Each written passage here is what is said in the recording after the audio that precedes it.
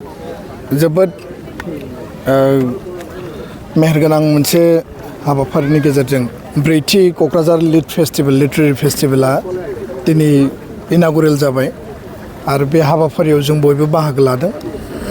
नागालेण्डनि आथिखालनि एसेम्ब्लिनि स्पिकार मानगोनां बिथाङा चिफ गेस्ट हिसाबै बाहागो लादों आरो बेयाव ज्ञानपीठ एवार्डी, साहित्य एकाडेमि एवार्डी आरो बावैसो जिखिनि जोंहा माखासे रिनाउन स्कलारफोर नेशनेल इन्टारनेशनेल लेभेलाव बिथांमोना जि मान मोननो हादों बिथांमोनाबो बाहागो लादों।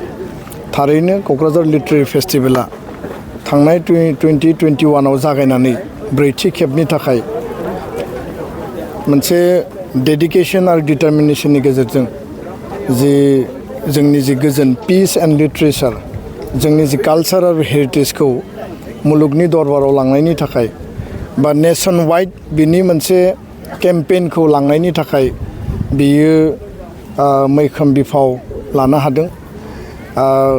सुबुंखौ मोनसे हारिखौ गुबुन गुबुन बिथिंजों मुलुगा जेब्लाबो नायो आरो जोंनि खामानि मावनाया जेब्लाबो माल्टि डाइमेनसन माल्टि एंगल जानांगौ। मोनसे समाव सोमावसारनायखौ लानानै आरो जोंनि जि दाबिफोरखौ लानानै बड'फानि दैदेननायाव गेरेमसा हारि दानायनि मोन्थोरजों जों बयबो खौसे हाबा मावदों, दिनैबो मावगासिनो दङ। आरो दिनै गोजोन आरो सान्थि गायसननायनि उनाव मोनसे मोननै मोनथाम एकर्ड जानायनि उनाव बर' हारिया जोङो रावनि बिथिङावनो जा, थुनलाइनि बिथिङावनो जा, गोजोन गायसननायनि बिथिङावनो जा जोङो बयबो सिरियासलि खामानि मावदों। आंनि रियेलाइजेसन, आंनि मोन्दांथिया बेखौनो बुङो जे बर' हारिया जि खामानिखौ मावो खोब सिरियासलि आरो खोब डिटारमिनेशननि गेजेरजों मावो आरो दिनै बे लिटारेरि फेस्टिभेल खुंनायनि गेजेरजों बड'लेण्ड काउन्सिल आरो लिटारेरि फेस्टिभेल जि माने अर्गेनाइजिं कमिटि बिथांमोना थ्रु स्पिरिटआव दिनै मुलुगनि गुबुन गुबुन जायफोर थुनलाइगिरि, जायफोर माने मोजां खन्थाइगिरि, जायफोर पइट्सफोर दङ बिथांमोनखौ लिंहरदों। भारताव थानाय गुबुन गुबुन जेफोर सिडुल आरो आनसिडुल लेंगुवेजनि जायफोर रिनाउन आरो इमिनेन्ट थुनलाइगिरिफोर दङ बिथांमोनखौ लिंहरदों। बिथांमोना क'क्राझाराव फैनानै बर' हारिखौ, बर'नि समाज, बर'नि थासारि आरो बर'नि जिखिनि जोंनि लिटारेचार दङ, जोंनि जिखिनि रिसर्स दङ आरो जोंखौ बुजिनांगौनि थाखाय, बिथांमोनखौ बुजिहोनांगौनि थाखाय जोंनि जे मोनसे आन्डारस्टेन्डिं, जोंनि मोनसे जे हारमनि, जोंनि जे मोनसे प्रस्पेरिटि बेखौ बुजिहोनांगौनि थाखाय बे मोनसे ब्रिज बिल्डिं।